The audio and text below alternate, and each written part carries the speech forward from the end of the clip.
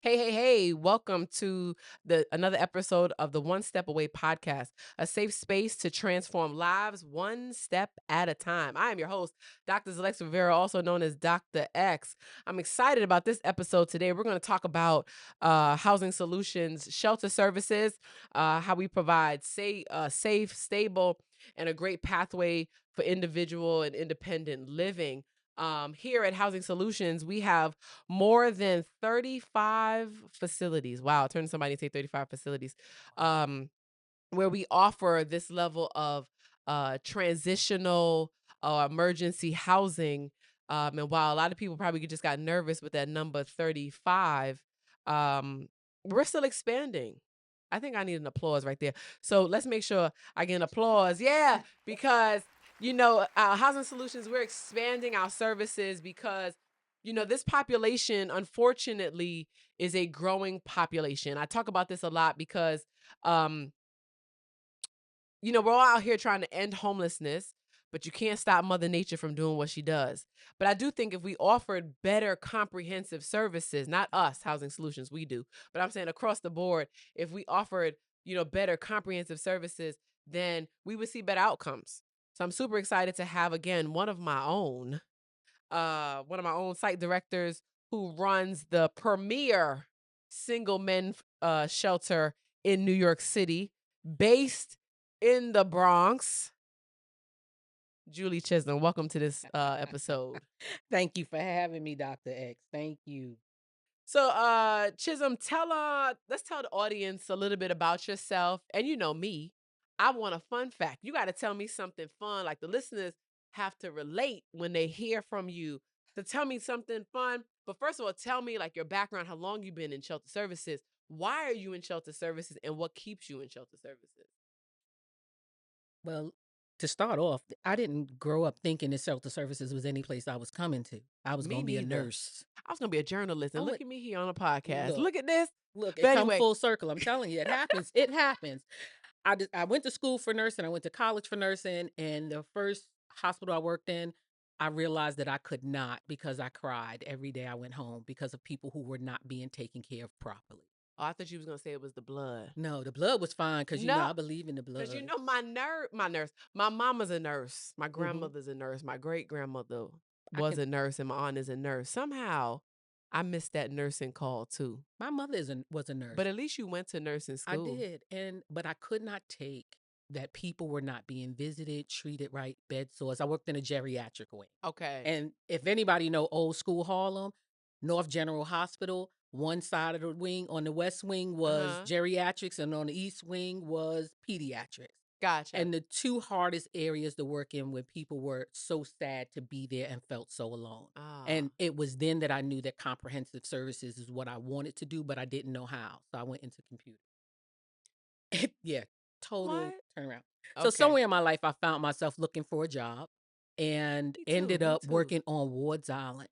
I think we got the same story. She over here telling my story, y'all. She not telling her own story. I am. It's my This story. is why me and her Look, talk look, too much on the phone outside of this podcast. She's telling my story. I needed a not job, at all. I was and I look. ended up on Ward's Island. I don't even know where you was at in '89 when I was on Ward's Island. I don't even know where you was at in '89. Because just to say that, I've been in this field for over 30 years. I started in Ward's Island. I worked in Ward's Island for quite a while in single men's facility. We had 200 men beds, 2,000 men in 3 buildings when I worked there. And so along with that, I've experienced myself back and forth in different shelters, different capacities, different types of facilities, organizations, but I found out that, my true calling is to help people. And I've always wanted to be in a position where I could do the most good. And the most good was changing lives, not just warehousing, Yeah. And so that is what has kept me in shelter. Fun fact, I'm a preacher. That's just a We heard it already. Don't worry, you heard it. I'm a preacher. We heard it. When I was talking about the blood, y'all heard it then too. But let's keep going. All right, Chisholm. So we came into Housing Solutions about 30, 45 days apart from each other. So we kind of been in this together. Mhm. Talk to me about, the site that you currently have worked that you're currently working at, or any other sites that you've worked with while being here at HSNY, and how that's been, and like, what you've seen, some common trends, or just the overall services. Well, I have the opportunity to run one of well, it was our only men's site. And when I came into that program about 4 years ago, we had just taken over that program. And so it was really important that coming in as a new director to this organization, that we were able to do what was needed to be done. That we had a general population. We increased that when I first got here. I think we were in the bottom three, bottom five in the region. And in less than a year, we were able to bring it up to the top three in the region, um, with placements, comprehensive services, making sure that our clients got the necessary tools to go out into society, become successful, get permanent housing, and maintain permanent housing. It's just Let's an pause there. I need an applause there too. So when we get an applause, because that's not easy work, right? Because one of the sites that you're referring to is a single men's site. Mhm. And we both know that single men get the worst reputation in shelter. Media, projects them. Law and Order is famous for this, but they just project, all homeless people to be these horrible men that are, outside just stealing your packages or whatever it is. But actually, when you walk into shelter, 90% of these buildings look just like us. They get up, they go to work, they pay taxes, they come back, and they're actually not what the stereotype is. So again, shout out to the team over there. But talk a little bit about that. Talk about like the disservices that men are exposed to, or that they're discriminated by just being in shelter and trying to start a new life. Well, what you said is so true. I think that because of the stereotype of what homelessness is supposed to look like to mainstream society, the fact that we have the largest group of minority men in shelter, and I'm talking about right now, the ages in my shelter are from 18 to 95. People show up in shelters for different reasons. Some because of loss of income, loss of loved one, can no longer afford to stay where they're at, fire, disaster, anything could happen that would bring them there. The thing I always talk about this, the fact that we see a lot of services out here, and we see a lot of people do a lot of, let's get donations up for families with children. And Yeah. when we want to raise money, we tend to put the children in front. But there are single people that need help too. Yeah. And there's not a lot of programs that are geared just for single men. I think I've found a handful of them that we can send clients to that don't have a criminal background, Yeah. you know, because everybody doesn't have one that's in shelter. Very true. And they're all not on drugs and That part. So if alcohol. I'm not Yeah. putting in you in treatment and I'm not putting you in a, you know, in a reentry program, then what are we doing? And how do we get these men to build up their self-esteem again? Because it's not easy going from living on your own or living with somebody else to having to come and share a room with a complete stranger and don't have a choice. Yeah. Yeah. It's a lot. And this episode connects so good to the title of the podcast, because I frequently tell people that we're all one paycheck away from being homeless, right? But this podcast, when we say one step, we want to talk about like the steps in the right direction, the step towards Mhm. rehabilitation, the steps towards stability, and what that looks like. And so, if men were able to have the same level of grace and empathy and understanding, then maybe we would see more success stories. In my research, I did research on the extended shelter stay of homeless millennials in New York City shelter. One of the breakdowns of my research talked about the difference in how people saw success, or how they can get out of shelter, was it broke down in genders. Mm. So I realized men had a different viewpoint of their situation than women did. So now, before I dive into my research, tell me about your experience, right? Like, so working with both men and being exposed to women as well. What do you think? How do they see their level of success, or how do they see their shelter stay, and then getting them to their level of success? Well, one thing for men in working, my experience with working in a men's facility is that society would believe that success for them is to just move out of shelter. Yeah. For us, I want you to move out and stay out. Yeah. I tell people this all the time. My job is to put me out of a job. Yeah. So help me be successful.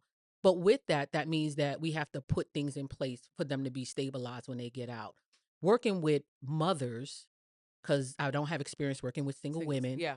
but working with mothers, the success there is finding them some place to stay that their children can grow up in, a place that can be stabilized.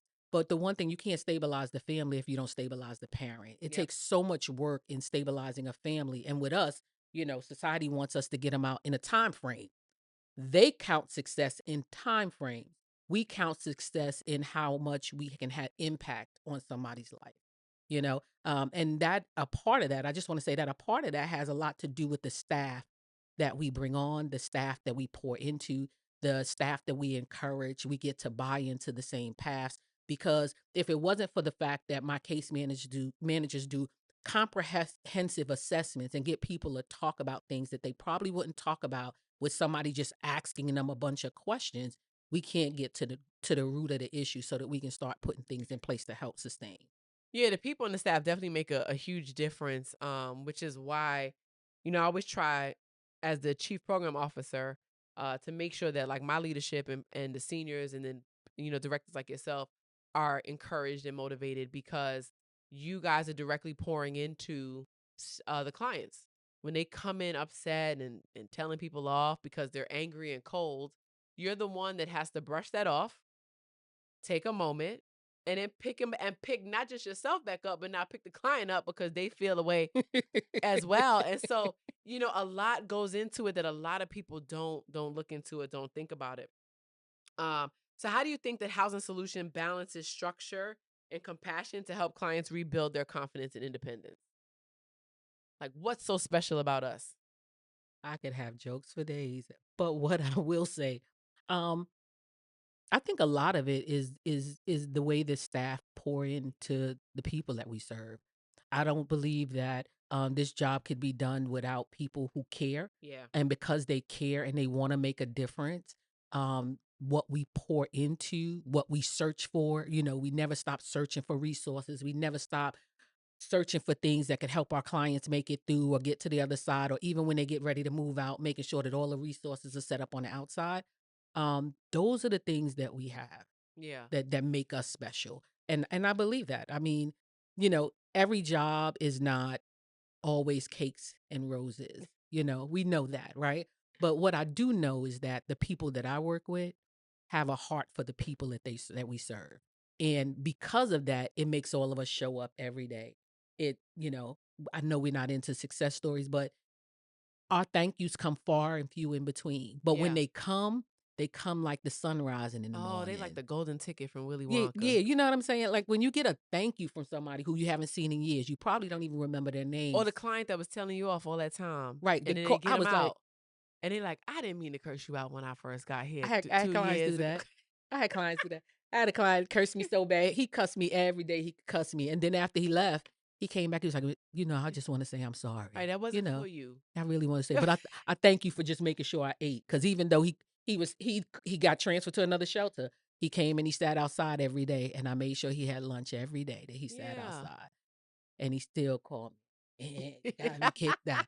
We I'm gotta love like, that. I Yeah, love it. that It's a part of the job. that's Like what it's about. it's a part of the You don't come job. into this field because you get paid a lot of money. You don't come into this field, because every day you're gonna be like, "Thank you so much."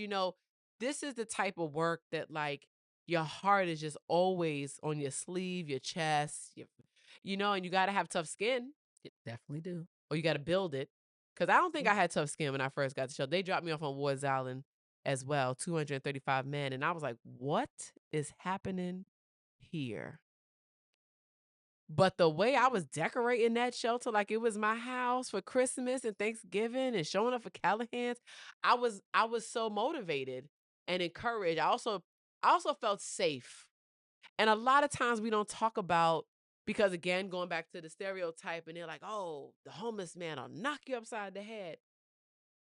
No, I felt very safe inside, even inside of our current facilities with our clients because they know they need you and you need them to some degree because that's why you do this work. So what motivates you? Outside of the staff, well, not outside of the clients, outside of the staff, what else motivates you? Like what wakes you up every day to just keep pushing your staff, keep getting the clients to move out. Keep saying, "Okay, sir," when they going off, and come back to them and still say good morning. What keeps you going? I already told y'all I'm a preacher, right? So there's a calling on my life, and it's to show up for people. And so I get gratitude out of knowing that I give my best to help somebody get better. Because I ain't always been my best. Yeah, me And neither. so working, getting up every day, I look at the fact I got 6 kids, right? 3 of them are directors of their own program, right? All my kids was brought up visiting shelters, doing, community service, always giving. I come from a giving family, right? Yeah, And so what motivates me to get up every day is to know that one, I'm coming in to make a difference in somebody's life. And not just my clients, but my staff. Because one thing that we do here is that we make sure we motivate our staff for the what's next. yeah, Everybody has a what's next in their life. yeah. I'm big on what's Yeah, next. so You my already thing know that. yeah, so my thing is I'm always talking to my Like staff from the about moment I interview what's you, next, yeah, like, what's next? Where you see yourself at in 5 years? like you could be Like, for interviewing for real. case management. You be like, "Where you gonna see yourself in 6 months?" And then you could tell me you want to be the president of the United States. All right, baby. So we're gonna get you That's the path we gonna some work on. political classes while you here, because you should not be in the same place. Because I'm a firm believer that clients need to see your growth too. Mhm, and they need to see you be motivated and happy about life regardless of what's going on. Correct. And so to be able to have those conversations and another thing in working in shelter, you have to have real conversations with these You got to be gentlemen. a human. Right. It's not you can't just walk in there and be like, "What's your number?" "Yeah, okay." "Name what you did?" "Okay, you gotta look for how." You can't have those kind of No, can't be conversations a because robot. you'll never make it. They can't AI case management. Ooh, somebody, we about to hashtag that. That's gonna be They can't. the title of this one. You can't AI case Ca management. You You can't can't. AI social Services services, at all. You right? can't do it. You Because people need human touch. Like, especially when you look at it, let's go to research, right? Maslow's hierarchy of needs clearly says that people need other people. Mhm. I don't care if you're an introvert, extrovert, ambivert, I don't care what kind of vert you want to be. The point is, you need another person. And that is the beauty of like the services at Housing Solutions of New York, is that we make sure that it's intentional. Mhm. We make sure that it has a human touch, right? We tell me and you laugh about this almost every night, that we're trying to always motivate somebody to say, look at your client as if that was your cousin. Mhm. Don't treat them like your cousin, right? Because we Right, 'cause got some yeah, professional go ahead. boundaries, and right. But think about it, like if you not forget it, don't even think about it like your cousin. If you ended up in shelter How tomorrow, would you wanna be treated? be the case manager that you need in shelter. That's right. And How sometimes it does motivate them. They get it going. They're like, you know what? Let me go up there and help Mr. So and so. and they feel it when you sitting there rolling your eyes and sucking your teeth after they walk out. I tell staff all the time that I would be the non-compliant client. We can laugh about it now, but I tell them all the time. And it helps me, right? Because it helped me, like, when I had more direct services, it helped me because when it came up, I was like, "Oh, I was ready for that." Because I thought about it already. I thought about the fact that you telling me curfew's at 9 o'clock. I'm grown. I'm not coming here at 9 o'clock. I'm gonna come in here when I feel like it. That's So now, as a good. case manager, I now can pivot, right? Mhm. And say, "Listen, hey, but if you don't come in, I gotta give you a better way. I just want you to know, in That's it. 72 hours, it's gonna be out of here. You going back at point A." So it helped me in my way of thinking and the way I interact with staff the same way too, but just also with clients. So having that objectiveness or subjectiveness has always been beneficial for me, and I know it's been beneficial for you. It has. Um, where do you see this is gonna get good? The state of the country right now and how it's impacting shelter services as a whole. And then we're gonna land this plane. Y'all heard that sigh? She got it's going. It's coming up. I'm State of the they state of the told me that the country. beep doesn't work.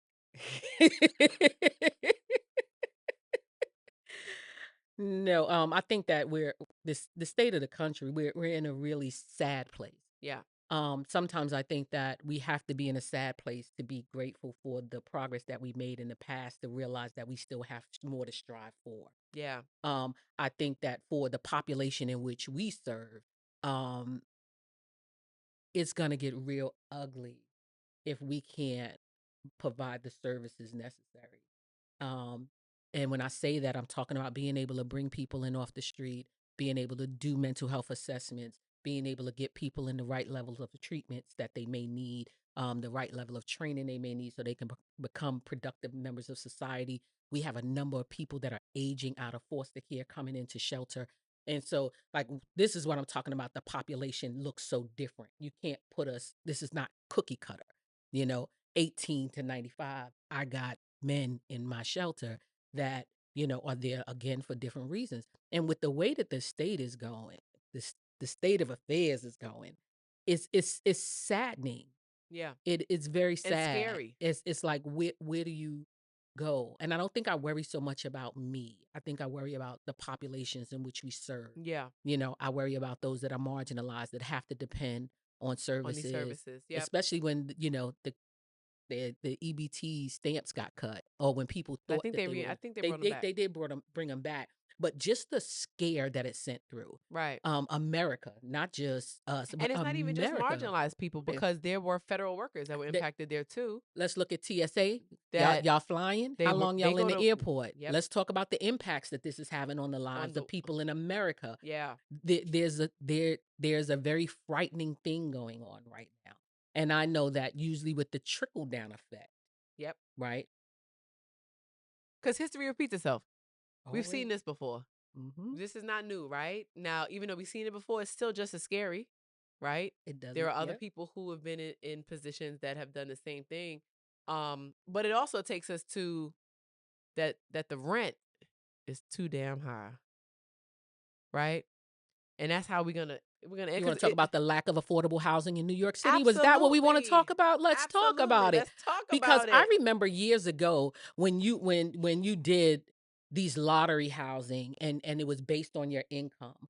I don't understand how you sit in the middle of the South Bronx and try to say that $4,000 for a studio apartment Is is affordable. affordable. I want to understand what's affordable Sometimes I about it think and who's about it. my children. Rent might be 15,000 by the time they Where they gonna live at?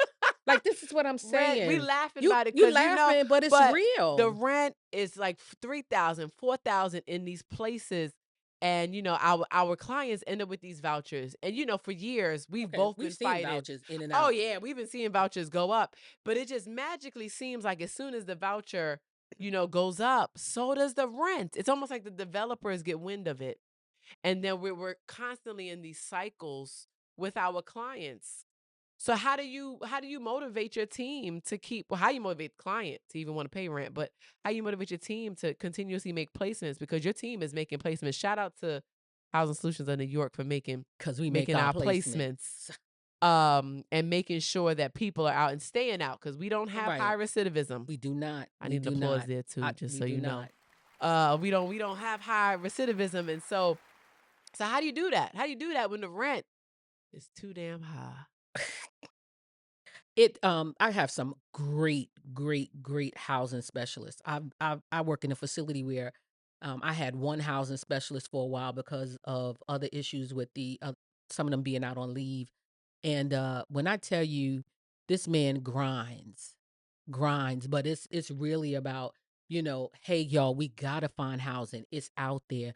We talk to our staff about talking to people when you're in the street. When you walking down the street, you see a sign. Ask them what's going on. Call the phone number. Let's get these resources in here. So housing is not all on one person. We want everybody to be dealing with housing. And it's about appropriate housing also. So, but affordable housing, that's not something that we get in New York. Even now, you go on Housing Connect. Back in the days, you went in the Amsterdam paper. You can get a 2 bedroom apartment for $440, right? And then now you look and a 2 bedroom apartment is costing you almost 32, With you no know, no with appliances. no and then let me tell you the new I love it, right? Because what they do is they get these clients these housing connect apartments, which I'm not knocking them at all, right? But even a lot of our newer buildings, Yeah. they're coming up, but then we have to have the conversations with the clients cuz they're excited about having central air. Hey, that's a part of your Con Edison bill. And so we have to have those conversations but And again, educating. affordable is it's just it's amazing how we want somebody to be fully self-supporting and get off of the system, but we don't create ways for them to get off of the system. Yeah. Because how are you going to pay? how are you gonna pay the rents in New York City? How? Where are we going? People are Right. migrating. They talk about Harlem gentrifying. They talk about the Bronx gentrification. Yep. And we doing all of this stuff and they're moving people up, up, up, up to where? Because Yeah. Westchester County Listen, they might end is up in Canada. But shout out again to HSNY for making sure that they make their placements. We still have a lot of success stories, which we were able to honor in our last gala, and we look forward to honoring in our next gala. I want to thank you, Chisholm, for joining us. Um, Always sharing your experiences, always being available, always giving stellar leadership and excellence without excuses. I do want to encourage everybody, get involved. Thank you for tuning in, but get involved. Every day is Giving Tuesday. Every day is Giving Tuesday, but please make sure you get involved. Follow us, check us out, like, subscribe, all that great stuff. Until next time, make sure you're reminded that everybody is just one step away.